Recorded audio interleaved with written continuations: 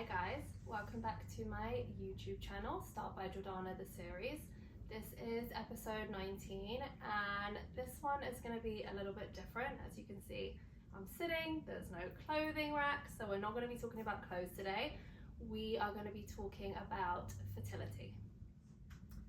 So for those of you who follow me on Instagram, you would have seen that last week I had a surgery to have my ovary removed because I suffer from endometriosis.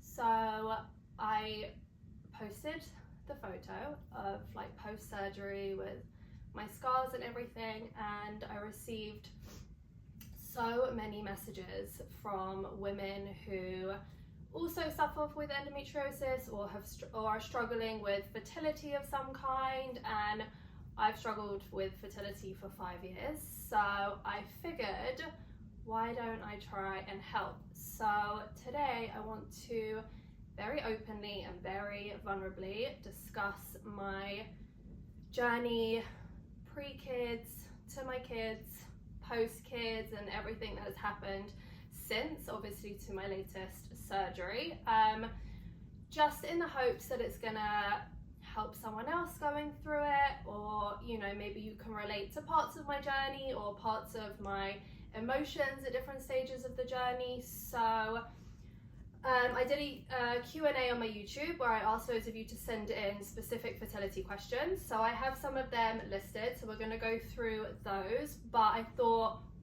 just to initially begin, it might make sense just to very briefly discuss my entire journey, and then through the questions I'll get into deeper parts of the journey and then my emotions that came with it. Okay, so let's get into it. To begin, where to begin? Okay, so my husband and I got married very long time ago now, and we waited about a year, I would say, to start trying having a baby. We were very young when we got married, so we didn't necessarily think there was a huge rush. Came off the pill. I'd been on the pill, I imagine like most women, for a very long time, from like 18 to, I don't know, 27 or something, which I know is insane, but came off the pill, started trying, and for the first few months, nothing. And I was like, well, that's fine. Like everyone, that happens to everyone. No one gets pregnant first time. Gave it a few more months and still nothing. And at this point, I was a little concerned. I'm also very impatient. So for me, when something doesn't happen right away, I just want answers. I want a solution. I want to get to the root of whatever it was that was going on. So let's discuss with my husband. We were like, let's go to a fertility doctor. So we booked an appointment at CCRM, which is a fertility practice in New York City. Incredible. And we went, we had an initial consult. It was very I guess I was a bit naive back then, but it was just like, okay, let's run some tests. Let's see what's going on with you. Let's see what's going on with him, and we'll see what happens. Ran the tests, everything was fine on my end. On my husband's, everything was majority fine. There was like a couple of like very minor things, and the doctor assured us that probably wouldn't have a huge impact on trying to make a baby. So she said, why don't you give it a bit longer? We can give you some like meds just to maybe help it. I can't remember the name of the drug that they put you on, but it was something for like that month of my cycle. I was obviously using ovulation sticks and all of that stuff. Didn't work, went back. We were like, okay, like what else can we do? Like we want to really explore options here. By this point it had been probably like 8 months, which I am fully aware is not a long time. I know that doctors tell you to wait a year, try, By nature, I'm not that type of person, and neither is my husband, and we had the resources to be able to not have to just sit there and wonder for a whole year, so we did something about it. Started doing IUIs, because, and for anyone that doesn't know, just very briefly, IUI is basically when the doctor inseminates me with my husband's sperm. So they basically put it exactly where it needs to be, like right by the egg, in the hope that it will fertilize that way. So that could eliminate if there's problems with the sperm swimming to the egg and all of that stuff. We did 5 IUIs and none of them were obviously successful. So we made a decision with our doctor and we moved on, and she said the natural next step would be IVF. So some tears later, and we were like, let's do it. And it was not an easy decision. For those who live in New York, these procedures and everything surrounding fertility is very, very expensive. It comes at a really, really high price.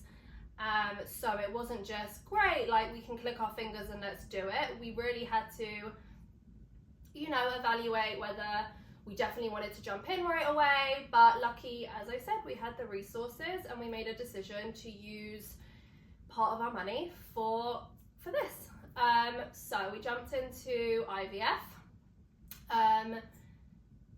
Starts on lots of injections, pills. I can't even remember everything that's involved now, but you basically have to do injections for like an entire month to get ready for an egg retrieval. So your ovaries are really like plumped up basically. So did all that. As I said, I'm going to get into the emotional side of things when I answer some of the questions, but this is just the matter of fact journey.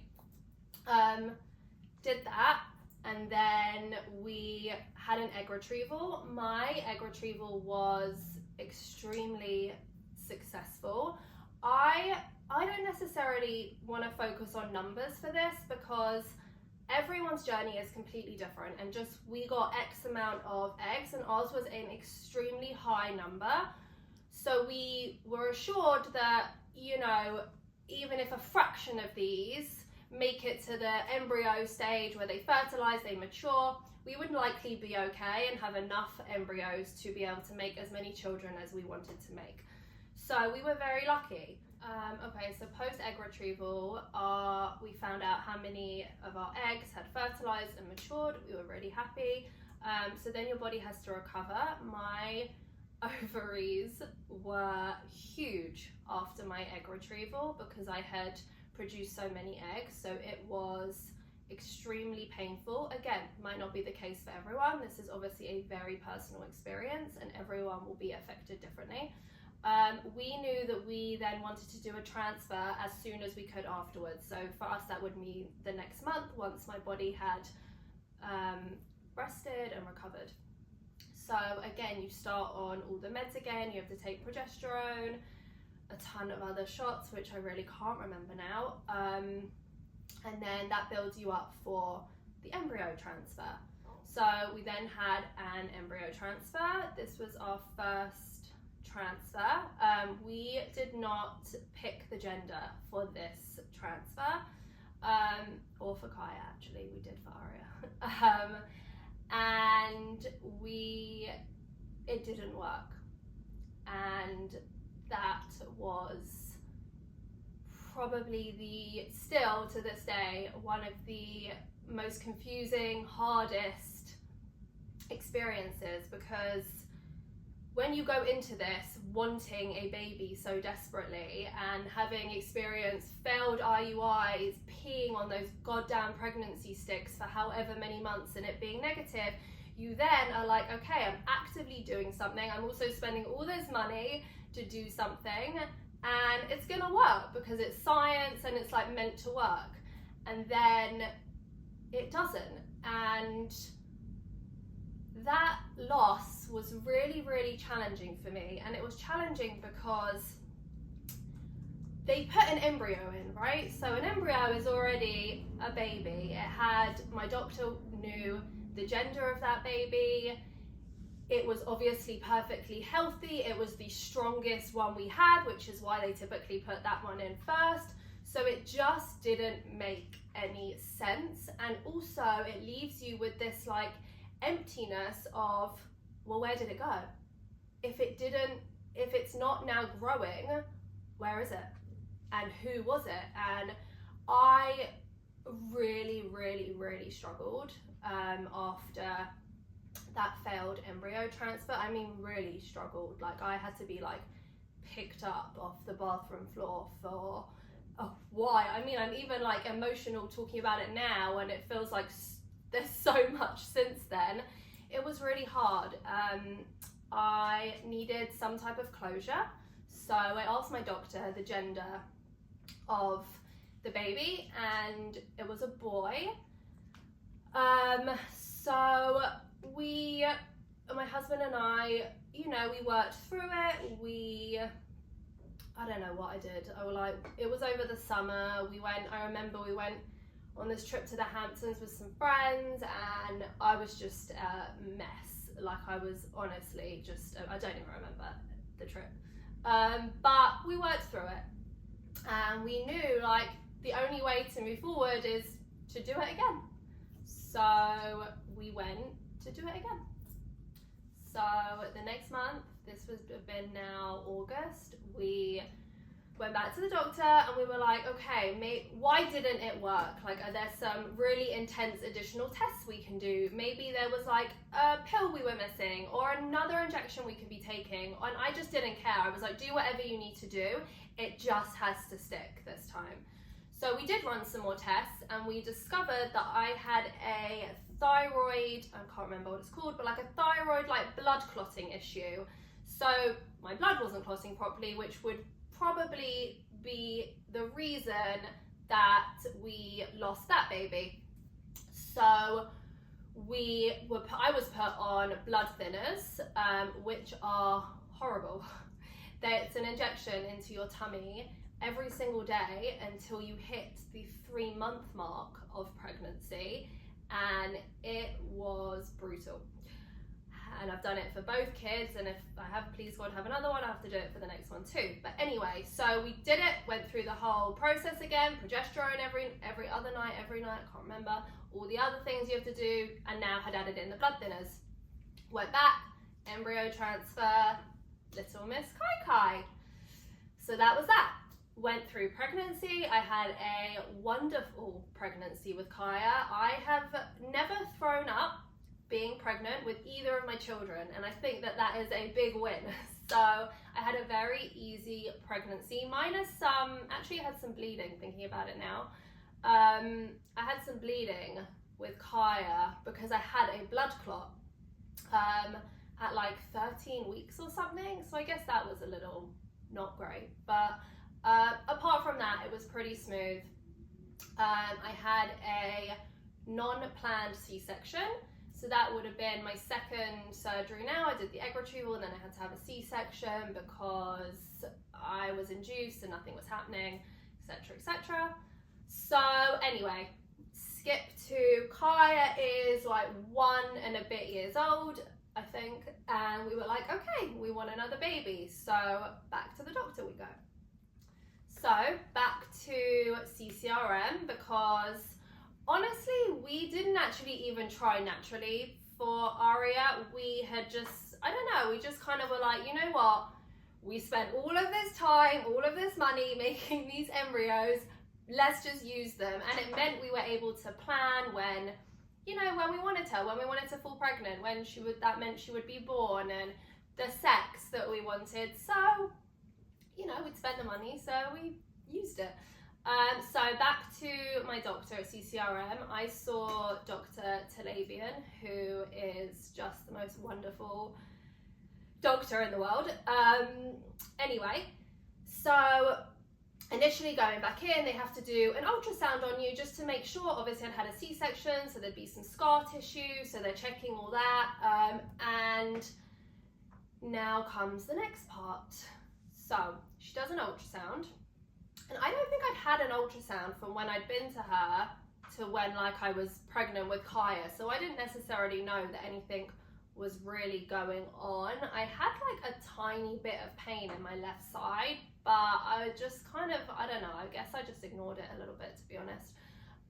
Like my periods were normal, like nothing was like out of whack for me to be like, oh, something's going on here. So she did an ultrasound and she was like, okay, everything looks good, but you do have this cyst on your left ovary. I was like, and then she was like, it's pretty big.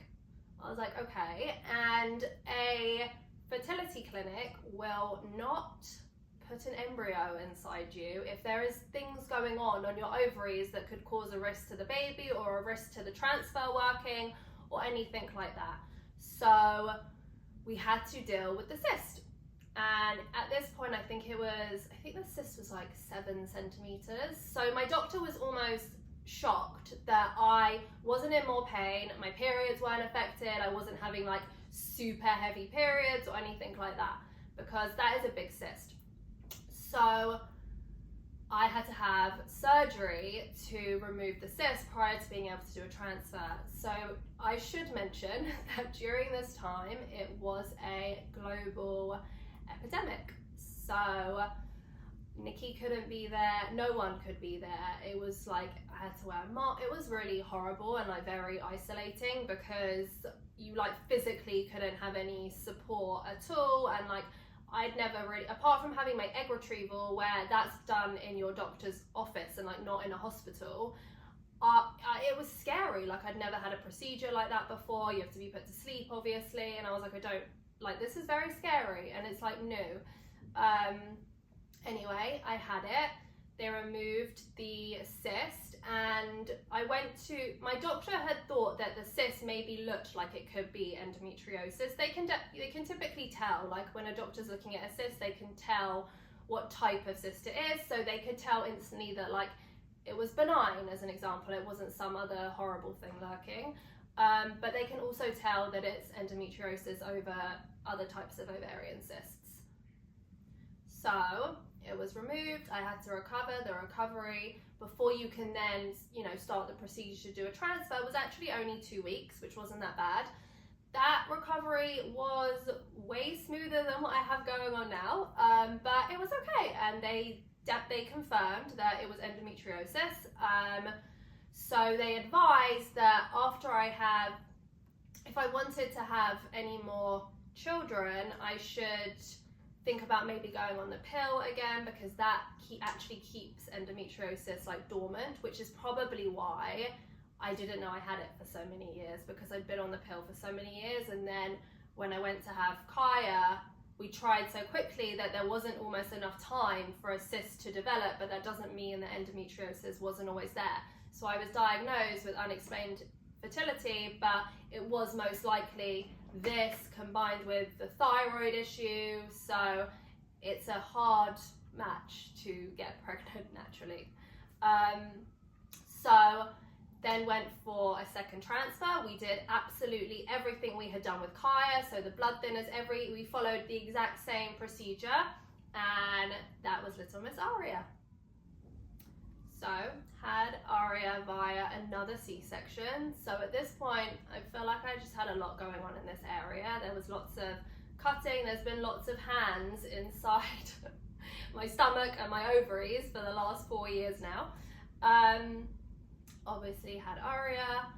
She's perfect. And then last May, my husband and I went on a vacation, just the two of us, and the second day I started really heavily bleeding. And when I mean heavy, I mean it was impossible at that first day to not sit on the toilet, just because there was so much blood coming out. I had no idea what was happening. I was like, have I burst of blood? But I just was like, what's going on? I feel like my body is actually losing too much blood.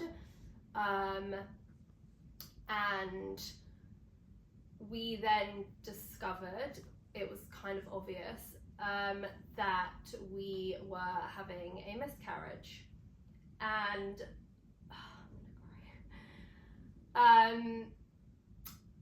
without sharing too much information, we discovered it because something came out, and we, this sounds gross, but we took photos and it obviously sent it to my doctor, and it was kind of clear from what it looked like that it was a sac.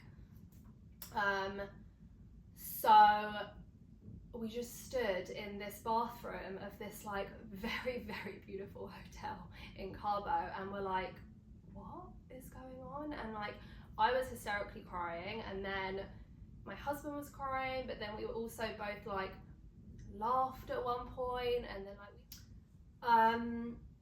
and yeah, we were in this like my husband was like, so what should we do? Like, I'd spoken to my doctor, and you know, I was bleeding a lot, so I had to control that situation. But she said, like, I obviously can't run a test right now because you're not here, but from the looks of what you've sent me, I would strongly say that that's what was happening here. So, you know, we like sat there for like an hour or something, and then I remember my husband looking at me, and he was like, do we go to the beach? Like, what do you want to do? And I was like, I don't know what I want to do. Like, I really don't know. I was like, do I want to just sit in this hotel room? Like, it definitely helped that we weren't around our kids, and I think it actually helped that we were obviously isolated. We were only on vacation, just the two of us. We weren't with like family or friends. So that helped, and we did. We went, we sat down by the beach, and we put on this Ed Sheeran, who we love, had released an album at the time, and the album actually was centered around grief, and so lots of the songs were pretty dark and somewhat depressing, but it just felt very fitting.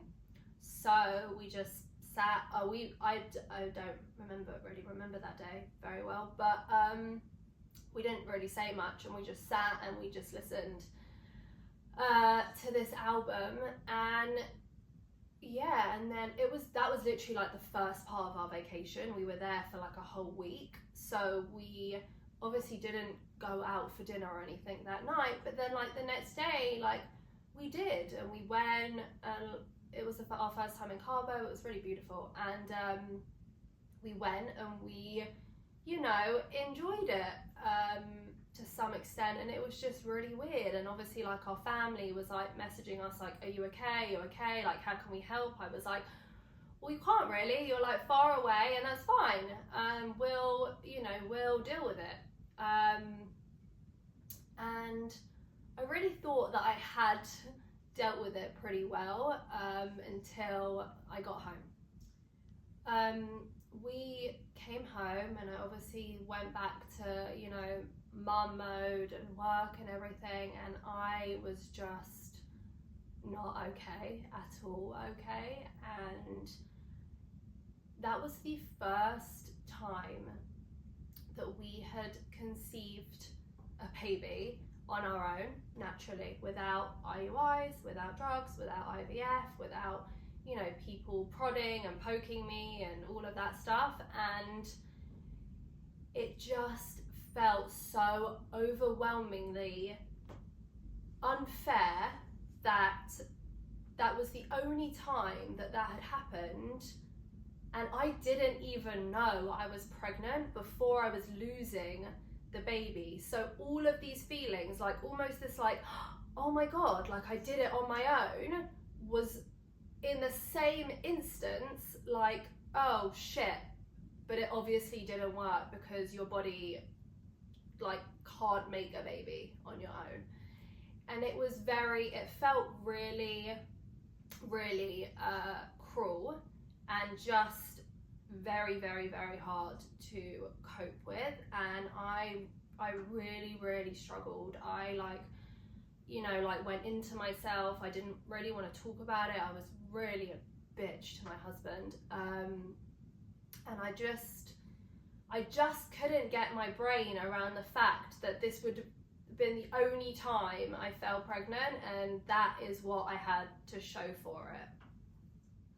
So yeah, I struggled, as many women do when they suffer that type of loss, and no one can really relate. I feel like even to some extent, even the people who have also experienced miscarriage, and I have so many friends that have gone through a miscarriage, it's different for everyone because everyone's fertility journey has been different. So what something means to you, it doesn't mean, not that that wouldn't mean anything to anyone, but my point is that the feelings are so innately your own that it's really, really challenging to express those and work to overcome them. But you know, what are you gonna do? You have to move on. And the one thing I would say about that experience is that it fundamentally like made me realize that I 1000% want another baby, and I was on the fence. I was like, you know, we have it really good. We have two really healthy, beautiful girls. We'd been through a lot to get them, and here they are, and they're wonderful. Like, why rock the boat? You know, anything can happen, and you know, you bring more. I know this is gonna sound like I'm the most depressing person in the world, but sometimes you open up your heart to more love, and that can also open up, you know, more heartache and tragedy. And I'm a very negative person by nature. I suffer with really bad health anxiety, so I'm always thinking of worst case scenario. So I'm in my mind, I'm like, okay, my kids are healthy, I'm healthy, my husband's healthy, why don't we just take our blessings and leave it? But I could not, for the few months following that incident, I could not shake this feeling of wanting to be pregnant. And like, I felt like my body, it wasn't even wanting the baby at the end. Obviously I want that, but my mind wasn't even thinking that far ahead. I was just like, oh my God, I'm like craving like the bump and like that type of stuff. And it was very like, that was very consuming for a while, because I was like, what's going on? Like, I would see pregnant people and be like, oh my God, like I want to be pregnant, but then I'm like, I'm not ready for the newborn stage, or like having 3 kids and so it was a lot. But it definitely solidified that we wanted another baby. So following that, since going through that, and also since being diagnosed with endometriosis, I regularly go to my doctor to get ultrasounds to check, you know, cysts and all of that stuff. And I was aware that I had a couple of small cysts. So cut to the end of last year, and one of those cysts on my left ovary grew pretty quickly, and it was causing me intense pain every single day. Like, it almost like became this thing where I would say to my husband, like, I feel like I'm living with like chronic pain, like, you know. And I know you can't see this in like the photos that I put on Instagram and stuff, but I was bloated the whole time. Like, it would hurt a lot to be wearing jeans, and like, it was just uncomfortable. I was uncomfortable all the time, and it was like this sharp stabbing pain in the exact same spot every day, and that can really get to you. So my doctor, you know, we're measuring it, we're seeing how big it is, and he said, you know, if you want another baby at some point next year, or you want to be pregnant at some point next year, we got to do something here, because it's actually very dangerous to have cysts that size. They can erupt. If they don't erupt, the weight of them can actually start to like twist your ovary and weigh it down, because they're so heavy, which in my case was what was happening. So we had to do the procedure again. So last week I went, and I was not intended to be down an ovary by the end of it, but I knew in my back of my mind that it may happen, because with endometriosis, the cysts like stick to things. They're like sticky. So if it's really, really big and it's sticking to the wall of your ovary, it can become almost impossible to remove it without like fully damaging the ovary, and then that causing a whole bunch of other issues. So my doctor said, prior to the surgery, I was talking to him, and he said, look, I don't want to remove it, but it's really big. It was like 8 centimeters, which is big. It's causing you a lot of pain. If we have to take out the ovary, then that's going to be the safest option. You know, you already have a ton of embryos in the freezer, so it's not a case of you having fallen pregnant naturally and then now we're going to be down an ovary, which can sometimes affect that. It doesn't necessarily. You still have another ovary that's fully functioning, that has never had endometriosis on it. My issues have only ever been with my left ovary. So I'm going to do what the safest option is. So came out the surgery, and obviously he had taken out the ovary. And the recovery has definitely been a lot harder than the first time. I feel like my belly button is kind of in pieces because they've had to like take something out, whereas last time they didn't have to do that. So I think they've obviously fiddled around more, and like maybe the cut is bigger and stuff.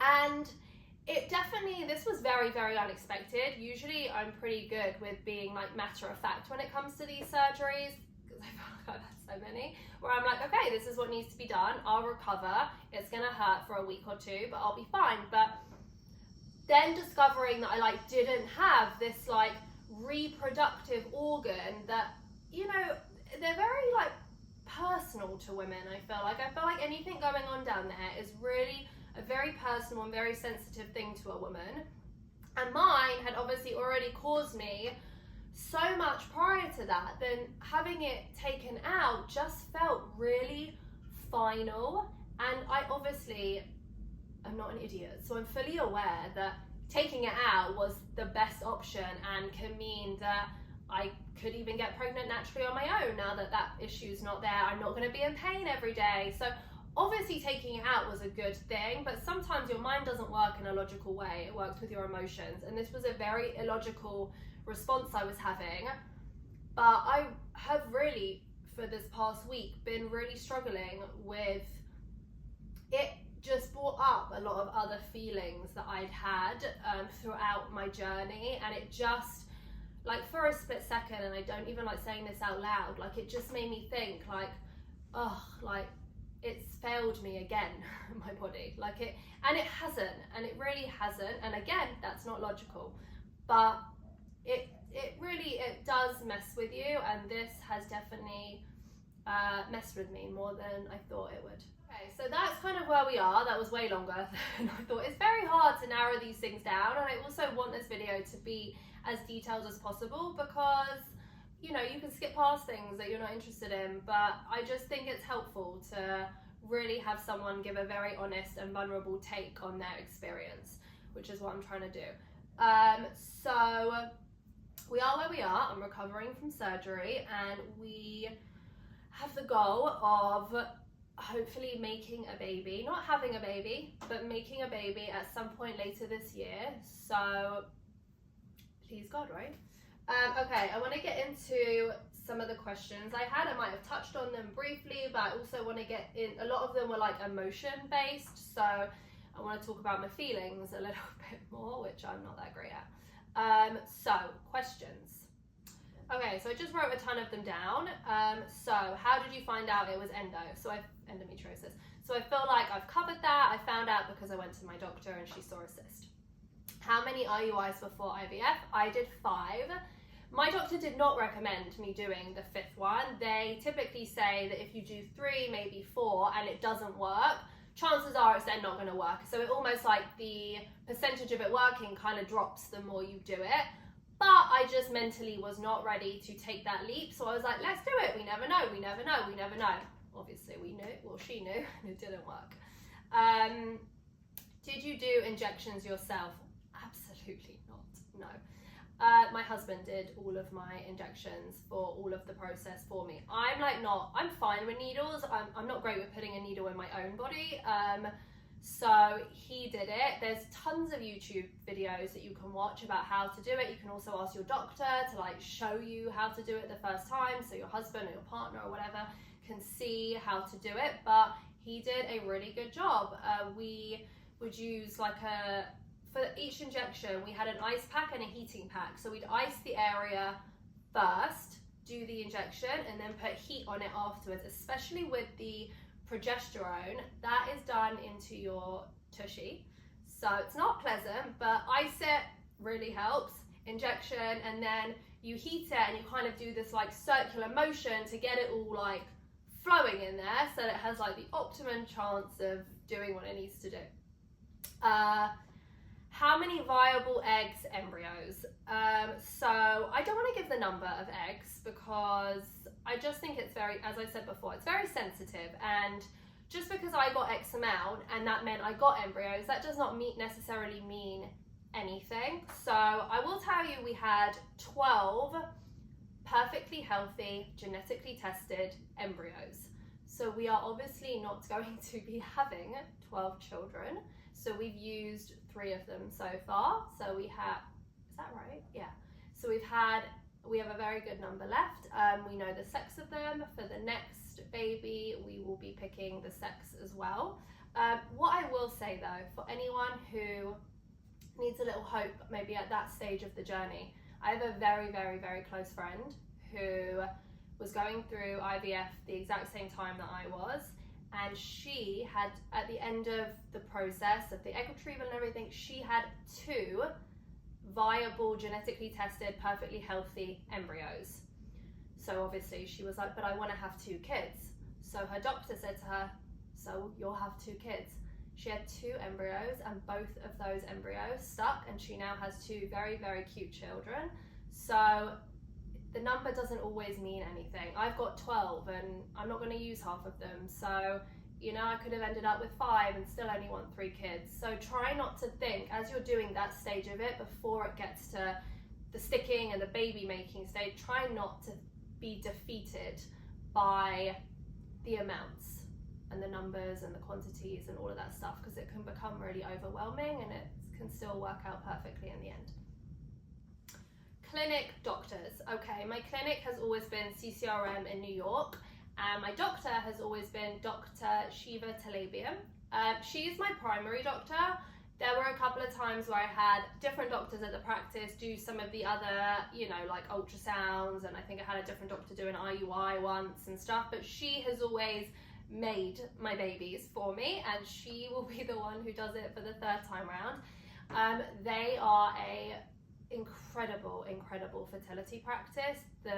Every single person that works there, they know you by name. Like, you have to go to you have to go there every single day at one point of the journey, and that's a lot. You walk into the doctor's office at 7:30 in the morning every day. Like, it's nice when they're like, hey Jordana, like, how are you today? How are you feeling?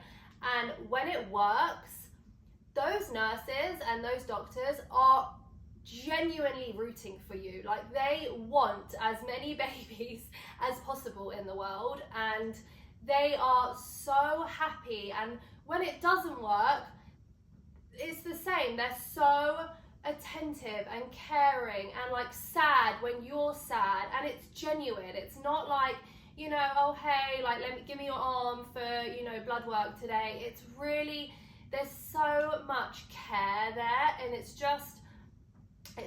really wonderful. The one thing I do want to mention is that if anyone is looking into doctors or clinics, CCRM does not take insurance, so everything is paid out of pocket. Genetic testing. So we have had all of our embryos genetically tested. I think the rules are different for different fertility clinics. However, CCRM, it is required that you do the genetic testing before they put embryos inside you. So they will not put an embryo inside you that's not been genetically tested. So for that reason, you are obligated when you sign on and you sign all the contracts that you sign to agree to the genetic testing. And obviously there is a fee involved with that. However, I think that's amazing, because I don't want to go through all of that and then have the risk of, God forbid, something being seriously wrong genetically with my child. Okay, how to help a friend going through this. This is a really, really good question. Obviously it's personal to your friend. You will know them better than me. However, in my case, it was always very important to me that we spoke about what was going on. And at the time it was happening for us, all of our friends were all similar ages. We were all making babies, and we were the only ones going through it via IVF. Most of our other closest friends just had sex and made a baby. So how nice must that be? And I know lots of people shy away from talking about it, and it's very personal, and I understand that, but it truly, truly helped me to actually be saying, like, hey, this is where we're at with it, this didn't work, like, I'm not okay right now, or, you know, we got some good news, or whatever it was, because, you know, you can have people like rooting for you. You don't have to do it on your own. And it was comforting to like people know when our transfer was, and like be messaging us being like, I'm praying for you, and like stuff like that. Like it's a really comforting feeling. So what I would say is how you can help someone going through it is just ask them what they need, without obviously, you don't need to be checking in every day, because normal life goes on. Like I worked the entire time I was going through IVF, and you don't want to be thinking about it every day, but just be like, hey, do you want to grab a drink? Do you want to, like, I'm here if you need, like those really small moments of like a quick text, or if they have a transfer, like send them some cupcakes or flowers, really small things that you can be doing without. And if they want to open up to you, they will. And I think you need to, as the friend, I think you just need to be aware of this friend of mine is going through a ton of different emotions that she's not been through before. She's never experienced it before. So I just need to be aware that one day she may seem okay, and then another day she's not okay. So that may be confusing for you, because you might be like, well, I saw her last week and she was absolutely fine, and like I just went for dinner with her and she's a mess. That's normal, because think how many hormones were being pumped into us. So I think just be very aware of her feelings. When I was going through it the first time with Kaya, a very good friend of mine was pregnant, and it was her baby shower, and I think we at this point were on like IUI, I don't know, 4, 5 maybe, I can't even remember. And on the morning of her baby shower, I got my period. So I was like devastated. I was like, I can't keep doing this to myself. Like I hate these pregnancy steps. I can't do it. And I was like, I'm still going to show up for my friend, because this isn't about me today, it's about her. She's about to have a baby, and that's really important to me. So I went to her baby shower, and I walked in, and I was fine. I put makeup on, I put heels on, I got dressed, and she came over to me, and she said, what's going on? Like, you're not okay. And I was like, I'm fine. And she was like, just stop and just tell me what's going on. So I said, I got my period this morning, so it didn't work. And she looked at me, and she goes, do you want to go get a drink? And I was like, we're at your baby shower. She goes, I don't care. She goes, like, you're not okay. So like, what can I do? And I'll never forget that. And it still makes me cry. And I think that is the type of friend you can and you should be to someone going through something that is really, really challenging and really, really personal.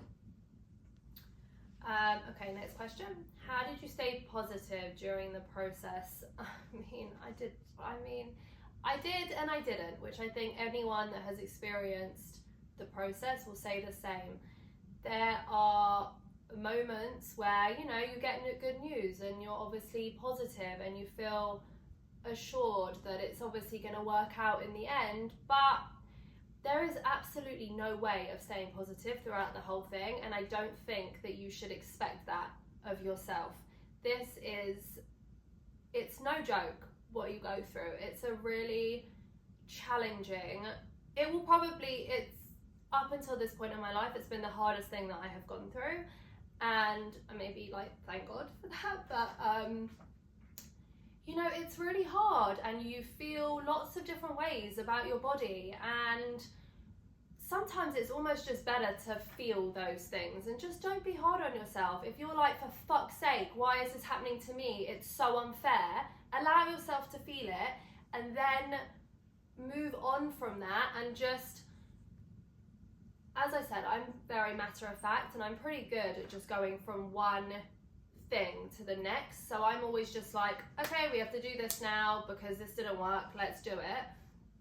So I always had that in the back of my mind. I was just always a bit like, okay, like we'll get there, like whatever that looks like, we'll get there. And we obviously did, but you have to talk about it, you have to vent, you have to allow yourself to be disappointed, because it is disappointing. Like if you are going into this having spent months of not making a baby and gone through miscarriages and loss and stuff, your emotions are already heightened, and you're already in a state of like mourning and hurt and stuff, and then you're like, okay, now we have to do this, and I have to get pumped with hormones and go through the whole thing, and it's exhausting and it's challenging, and it's also a bit like, you know, there were parts of it where I was just like, I can't be fucked.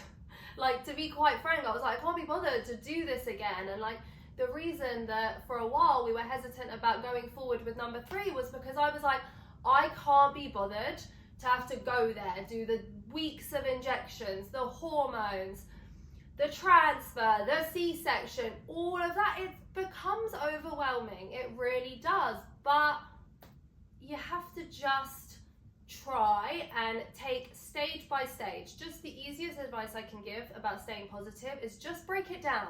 Just don't look that far ahead. Just follow what your doctor is telling you and what his or her advice might be about the next step, and focus on just getting through that step. And the minute you get through that step, it's such a level of accomplishment. You're like, I fucking did it. Like, look at me, I did it. And like, now I look back and like, my husband literally says this to me all the time. He's like, I just like, I can't like with you, and like everything that like you've got. He was literally, he's always like, you are the strongest person I have ever met in my life. And now I'm like, yeah, I fucking am, because I did it. And like, everything that has come as a result of going through all of that is just so much better than what all of that was. So you just focus on each day and each step and each success and each failure. Just work through and just take it as the tools to move on, and it will come when it is meant to come. And I say this to anyone that DMs me about going through it and really struggling. We are not given anything that we cannot handle. So when we are given a challenge or something that feels unexpected and unfair, there is always a bigger purpose. And this whole experience has made me so much stronger and so much more powerful in myself, because I've had to advocate for my own body and make decisions about what's best for me and for my now very real, very running around screaming children, but also my future kids as well, or just singular kid. And it gives you this real sense of power.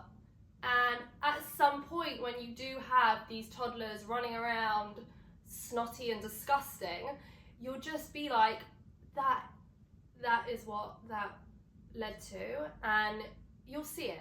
And if you're going through it, you can't see it right now. All you can see is the moment, but I promise you, at some point, you'll see it.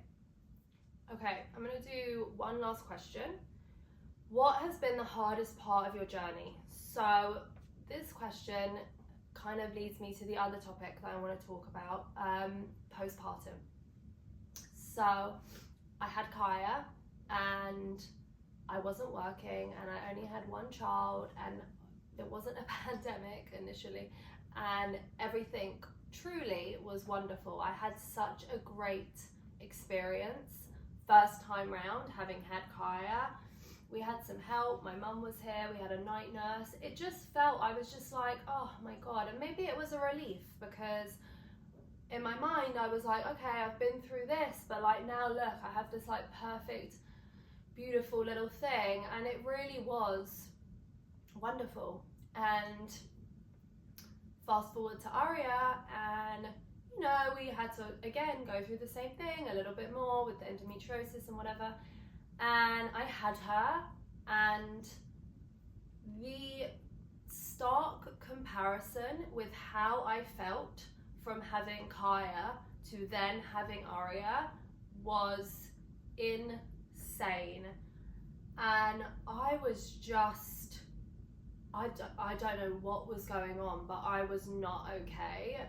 For a while, I was not okay. And you know, I tried to like work through it, and like she was a challenging baby to an extent. She cried a hell of a lot, and Kaya was an easy baby when I can compare them both now, and that is what it is. You get what you get. But it was more like me. Like I was suddenly unhappy with every single element of my life. Like not even just the mum side of things. I just had a baby. Obviously I'm tired. Like I was like miserable. I was miserable in like my purpose. I was miserable in my marriage. Like I was miserable where I lived. Like I was not okay. And those feelings got a lot worse before they got better, and that part of my journey has categorically been the hardest part. The postpartum depression that I experienced was, I'm not sure where it stemmed from. I just suddenly felt this very real and very great lack of purpose, which really makes no sense because I now had 2 children to care for, so I obviously had a purpose, but I just didn't see it that way. And it came down to, well, I started like pulling my life apart. I was like, you know, I moved to New York with my husband when I was 24 years old. You're a baby at 24. And we moved here because of my husband's work at the time, and you know, I started really like harping on that as well, and like I kept in my mind being like, this is all his fault, like I have so much resentment, like I can't believe like I'm not living in London. I would have been so much happier there. Like all of my friends were there, all of my best friends were there, all of my family, all of our families there. And I was just like, why am I here? And like, what am I doing? Like, what have I spent this 10 years in New York doing? I had worked up until that point in like a 9 to 5 job, and it was great for a while, but I hadn't worked since having Kaya. There was obviously a pandemic. So I hadn't worked in like a good 3 years, and I just kept thinking like, what do I have to say? Like, what do I have to talk about outside of talking about like if my child's sleeping through the night or not? Like, what am I bringing to the table? Like, especially in my marriage, like my husband has his own company and works really hard and like goes somewhere every day and has stuff going on, and like, what did I have? Like, I felt so isolated in this apartment on my own with these kids that I'd spent so long trying to make, that I suddenly had them, and I was like, oh my god, like this is not enough. Like I want so much more for myself, and I needed so much more for my marriage to be okay. And I kept it to myself for like of the first couple of months, and just really struggled and was just an awful person to be around. And I'm fully aware of that now, but I was horrible. I would like start fights for no reason because I didn't want to say what I was really thinking about all this resentment I was suddenly harping on. And I just kept going back to this girl straight out of college who had this great job at Condé Nast, who was 21, going out every night with her friends, drinking, being in London, and like I felt so, and obviously every 21-year-old feels free, but I just couldn't let it go. I could not let this feeling of that lack of freedom that I now felt in the life that I had spent 10 years creating, and it just was like eating at me, and I was like, this is all his fault. And like, if I'd never met him, I maybe would have ended up with the other guy that I thought I was in love with at 18 years old and whatever. And it was a lot, and I was just angry and like bitter, and I realized that I needed help. Like I really needed some outside help because I wasn't handling it on my own, and if I didn't get help, I'm not sure where that would have left everything else. So I started seeing a therapist, and it helps, and I still see her to this day, and it's been 2 and a bit years now, and it really helped. And it made me, you know, I talked about it, and I would, you know, I said things to her that I've never said to anyone, and that it made me feel safe, and like she made me realize that my feelings were valid. They were the extreme because I just had a baby and obviously I'm, you know, going through that.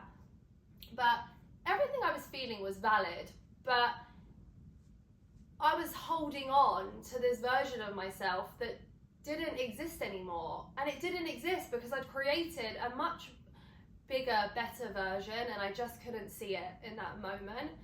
And she said, I think that you need some focus and some purpose, and you need an identity, and it's okay to want an identity outside of your children and outside of your marriage. And you know, for a while I didn't think that I did want to. Like we were fine without me working, and I was like, you know, this is nice. I like want to be with my kids, and like I want to raise them and stuff. And it's okay to like change that feeling. It's also okay to not change that feeling. My mum is a stay-at-home mum, and she is wonderful, but I can want something different. It doesn't mean what she wanted was wrong. I just suddenly was like, I need something else for my own sanity. And then I started my business, and that's how it started. And I obviously poured my heart into this like passion project that I knew I was good at.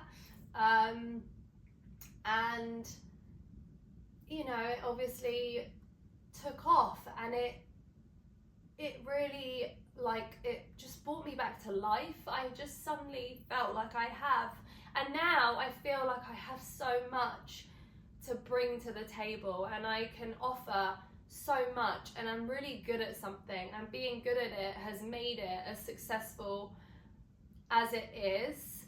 And the success for me was not ever valued by how much money I make every year. It was valued with, I'm putting something out there and it's being reciprocated in such a positive way, and people want to hear my take on fashion and styling and all of that. And it has just made me realize that it's okay for me to want all of those things to coexist, and it has helped tremendously with the type of mother that I now am and the wife that I am. And my relationship has come a long way in these 2 years, and it's obviously not perfect, but it is 1,000 times better than it was when Aria was born. And I don't have those feelings of resentment anymore, and I don't wish to be that 21-year-old girl. I am very content with being almost 34, and I guess I just want the final message of this video to be that anyone that is struggling with any part of the journey, whether it's fertility or whether you have, you know, you conceive naturally having sex with your husband the first time, and now you're already struggling with postpartum, it all gets better, and you will find yourself at a point where you are mentally stronger, and all of those things, whether it's one miscarriage or one IUI or whatever it was, it changes you, and it makes you, it just, I'm not expressing this last part very well, but my point is that whatever you are going through, however you are going through it, and however long it has taken, you will get there, and you will be better for it. Thank you for watching this very honest and very vulnerable, very personal side of my life. I hope that it was helpful to anyone that needed it, even if just you can relate to moments or certain feelings that I expressed.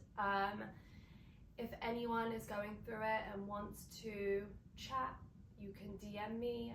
My Instagram is @JordannaSharp. I am always here to talk about anything fertility, postpartum related. The next episode, there will be a clothing rail, there will be fashion talk, I promise. So stay tuned, and episode 20 will be coming soon.